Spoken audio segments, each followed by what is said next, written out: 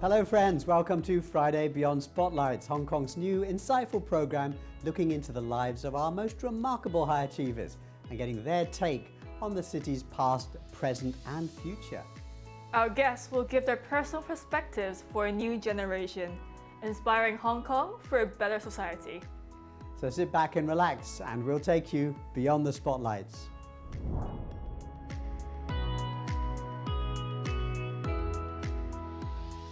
Welcome to Friday Beyond Spotlights, where we invite leading minds and game changers with incomparable experience and unique knowledge to come on our light-hearted yet informative show to help business leaders and the wider community gain insights, grasp opportunities, and see behind and beyond spotlights, so we can get the full picture, dream bigger, and achieve more together. I'm your host for this episode. My name is Nick Chan, lawyer and lawmaker. And Friday Beyond Spotlights is honored and pleased to present to you our guest today, Ms Suhanya Raffel, Museum Director of M+, and we are here today at M+, Asia's first global museum of contemporary visual culture in the West Kowloon Cultural District of Hong Kong. Suhanya, welcome onto the show. Thank you. Wonderful to be here. Some people used to say Hong Kong is a bit of a desert for musicals or some other art form, but with you coming to Hong Kong, with what M+ is doing, do you see a new attraction for the people living here and people coming here to enjoy Hong Kong as a hub for arts and cultural exchange?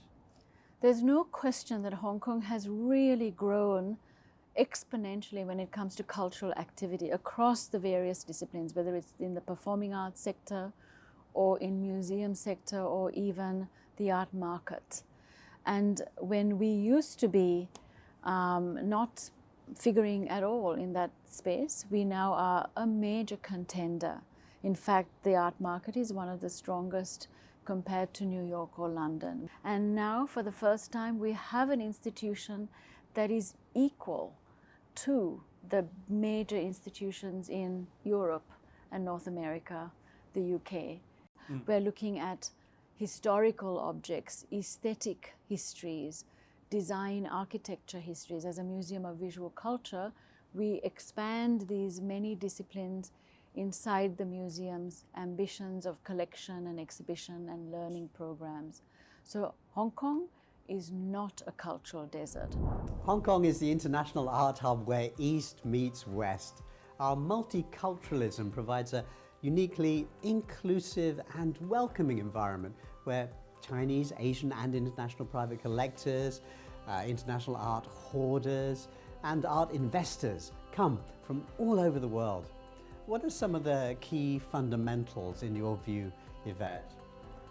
Hong Kong is a microcosm of the global art scene as well as a cosmopolitan city.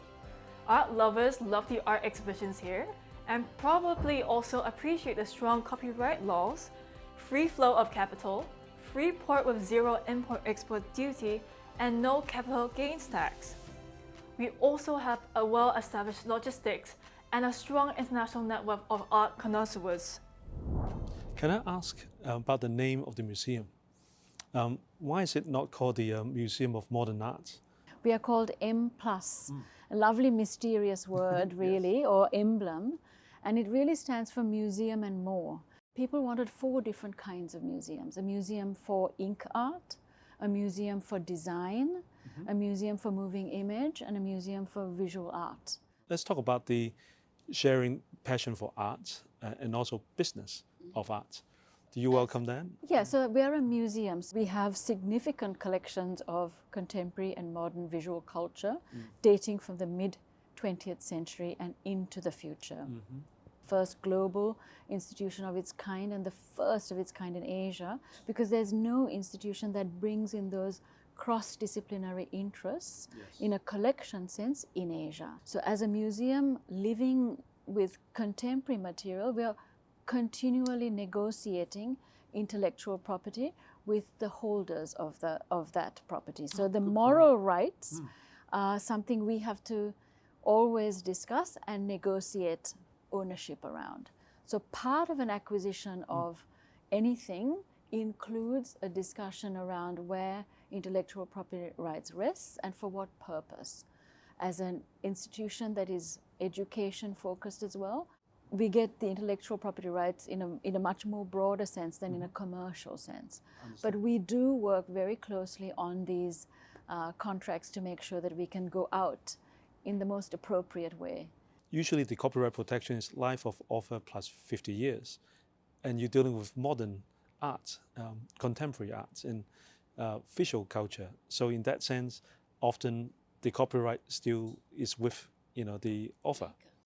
So we respect that. So we have to negotiate it when we move forward with any kind of publishing, including merchandising. And we have a museum shop, and in the best form of great museum retail, we work very closely with makers to do new expressions of existing objects, for example, as limited editions for people to acquire and buy.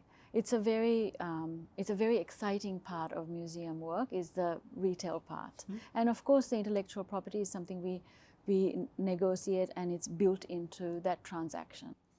The government's been very supportive of building this West Kowloon Cultural District, and including setting aside over 20 billion? Yes, so we have just over $1 billion of that for collection development, and that was established right at the beginning with the establishment of the district. We have spent just over half of that in the acquisition of our collections, which are now substantial, or just almost 8,000 objects and 50,000 archives. So it's a founding collection of substance, but still a way to go. But I would also say that we have many collectors and artists and creatives who gift to the collection. And no major institution can function without that relationship of gifting. These days, some of the digital art could sell for hundreds of millions. And they are selling it with the technology called non-fungible token using blockchain. Does the museum plan to buy any digital art that are minted with NFT? We are certainly very interested in it. We have, as part of our design and architecture curatorial department, a curator who is particularly exploring what it means in the digital world to manage this transaction, which is very ephemeral. We are on the cutting edge in this part of the world of developing that, and the NFT world is part of that interaction, and we are right now exploring how we will interact with it. Whether we're able to accept a work that is NFT, in theory, absolutely. In practice, it needs to really address our acquisition policies, which are around particular kind of historical and collection interests. What do you see are the unique characteristics of Hong Kong that makes it uniquely the right place to do art and cultural exchange and to build a art trading hub? I think there are many things to say that's unique about Hong Kong in that sense, but it is a city that has always been open to art, but also ideas and the movement of things, and it's a trading hub, and that sits as part of the art and culture space. We have an incredible market that's already is establishing itself, and an incredible collector base as well. It's free port for most things, for art as well? Yes, it is. And I think that's very, very important part of ensuring that we continue to hold that leadership place. I think also we are a fulcrum where so many people come and go in and out of Hong Kong, pre-pandemic of course, and we're waiting now for the pandemic to blow out, which will happen of course inevitably. And I think that location of Hong Kong, where it sits geographically is also really interesting. It's part of the Greater Bay. It's an amazing crucible for so much to happen. Art means different things to different people. To me, it could be an application of creative skill and imagination, expression of inner self, expression of feelings, and sometimes to explain and share an ideology, or a philosophy, or religion, or even to create a brand to help someone market their products or express their feelings. For me, I think of it as an asset class. Hong Kong already sits at second place and inching forward in the ranking of top Asian cities by total sales value, with over 5,000 lots sold worth more than $1 billion US. It's next only to Beijing, which has more than 10,000 lots sold at over $1.8 billion US. They're followed by Shanghai and Tokyo, according to one report, and according to another report, Sotheby's clients in the region accounted for 30% of the auction house's worldwide sales. And Christie's reported that Asian buying accounted for 34% of its global auction sales. I'd like to ask you to share a few words of wisdom to equip our younger generation of people, of artists. Could you share a few words? Passion, focus, self-belief, and just do it. Thank you, Suhanya. And we'll be back after the break.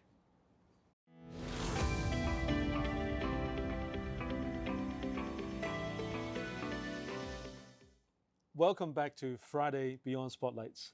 Our guest today is Suhanya Raffel, Museum Director of M+. Who is Suhanya Raffel beyond the spotlights? What makes her who she is today? We've invited Suhanya to bring with her an item to share with us. Suhanya, could you bring out that item and share a unique story with us? Thank you. It was a very lovely request, actually, because I realized that there was something that I could share and something very close to my heart. It's a little Matchbox toy car that belonged to my little son, and he was 4 years old when he gave this to me over 25 years ago. It was his most precious thing that he gave. It came so naturally for him, and I think about that hospitality in many things that I do, and I hope to be able to always remember that gesture. That's a life lesson for me that he, as a little child, taught me. I always have this on my desk, wherever I am. I would ask you to extend that, a gift of sharing. I don't know that I can be quite so generous and give it to you. Is that bad of me? I'm not sure. But anyway, it is very precious for me. But I do think about gifting, and of course, as a museum director, it's something that I do a lot of in terms of discussing with others, collectors and so on, in terms of legacy building, because it is by gifting that you build legacy into the museum for our communities, and it's a very essential part of giving, and the pleasure of giving is as intense as it is the pleasure of receiving. It's amazing, isn't it? A lot of good-hearted people freely gift, but they don't ask for buildings to be named after themselves. No. It's fantastic. It is fantastic, and I think it's very important to recognize it's part of being human being, actually. We are generous. I think art, music, visual culture, it's a common language. We don't need to have a translator, interpreter out to tell us.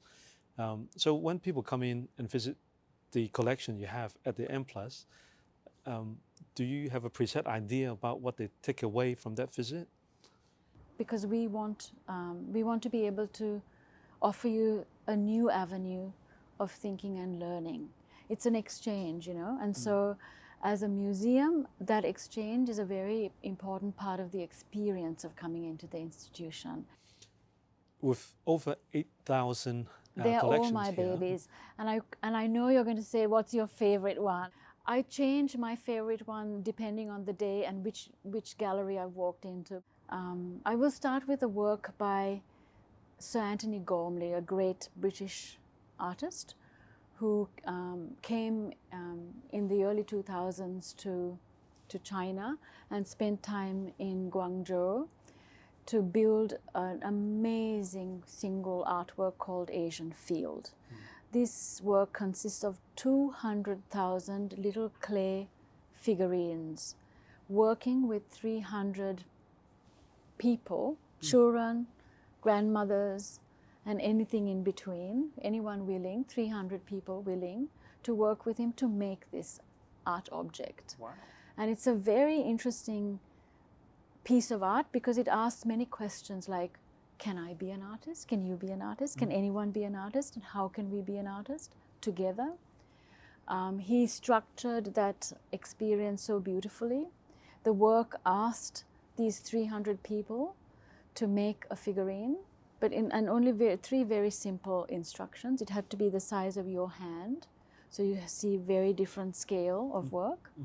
It had to stand up. It had to be able to stand up, and it had to have two eyes. That's all. What you realize when you look at the work is that not a single one is the same as the other one. And that diversity is also who we are as human beings. But what you also realize is that we are also similar. There are many things that we hold in common. And the idea of humanity and what does it mean to be a person in the world today is also explored. Because the work also works with clay, and the colors that you see through the whole of that installation is extraordinary as well. Another work would be by the great Hong Kong designer and architect Gary Chan. It's called Domestic Transformer. Well, it's a model that you can go into. It's of his flat, of his apartment here in Hong Kong. And it's very small. It's 34 square feet.